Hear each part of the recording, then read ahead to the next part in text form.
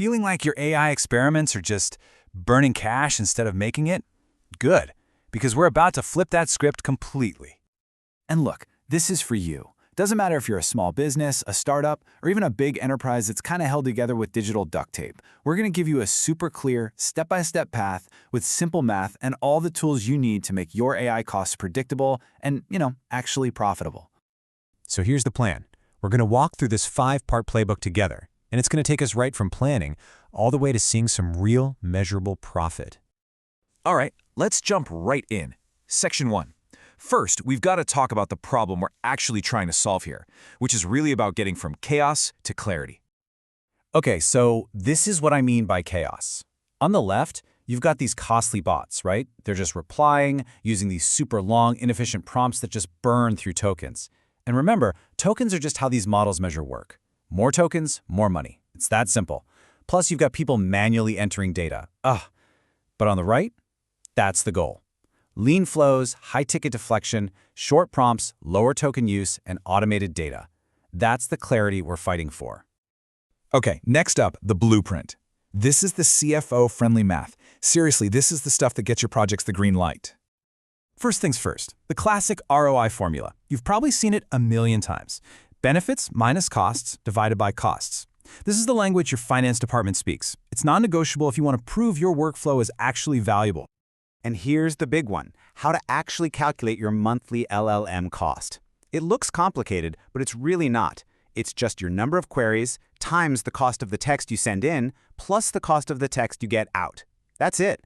This formula puts an end to all the guesswork. So what's the first step? The most important thing is to pick one thing.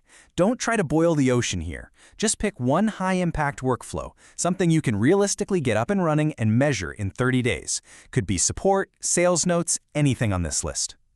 And this part is absolutely critical. Before you write one line of code, before you build anything, you have to define what success looks like in a single sentence. That sentence becomes your North Star for the entire project.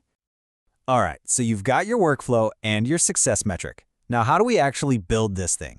Let's talk tech game plan, how to build lean, and keep those costs under control.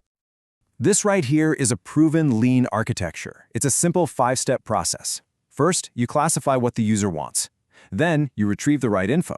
Then you respond. After that, you actually do something. Write to a CRM, send an email, and, super important, you have a plan to hand off to a human when the AI gets stuck. Okay, this is a huge decision point. RAG versus fine-tuning. Let me make it simple for you. Start with RAG. It stands for Retrieval Augmented Generation, and it just means the AI fetches answers from your current documents. It's cheaper, it's easier, and it's perfect for data that changes. Only, and I mean only, should you think about expensive fine-tuning when you have tons of volume and really long, complex conversations. And here's your cheat sheet for cost control. This is your checklist. Keep your prompts short. Use RAG, like we just talked about. Cache answers to questions that get asked all the time. Route the easy stuff to cheaper, faster models, and this last one is a big one.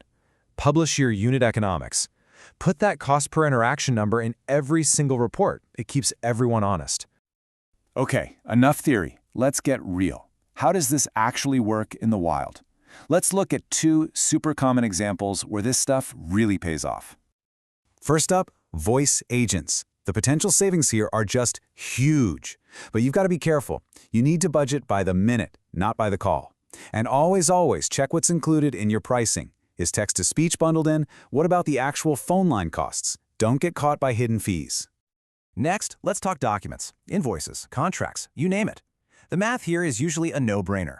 You just have to compare the AI cost per page to what you're paying a person per hour to do the exact same thing.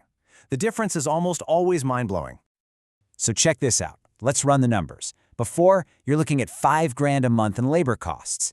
Afterwards, well, you've got some AI costs, sure, but your labor cost plummets. Your new total is just $1,500.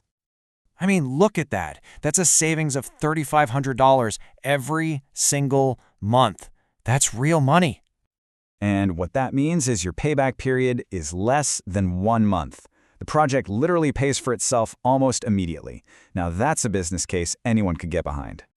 But listen, launching is not the finish line. Not even close. It's actually the start of what I call the ops flywheel. This is where you get those compounding returns. Think of this as your weekly dashboard, your command center. You're tracking a few key things: deflection rate, cost per interaction, how fast it is, and then you look at your biggest problems. What are the top 3 longest prompts? What are the top 3 system errors? Your only job is to find the top 3 issues and fix them every week. And that's the whole secret. It's not about making one giant change. It's about making one small improvement every single week. That's how it compounds. It's a game of inches. So, to help you get started, we've put everything together for you. The audit script, those KPI templates, the cost control checklist, it's all in there. Just comment the word playbook below and we'll send it over. Remember the mission: build lean, prove the ROI, and then you scale. So there you have it. You've got the playbook. You've got the math. The only question left is, which workflow are you going to tackle first?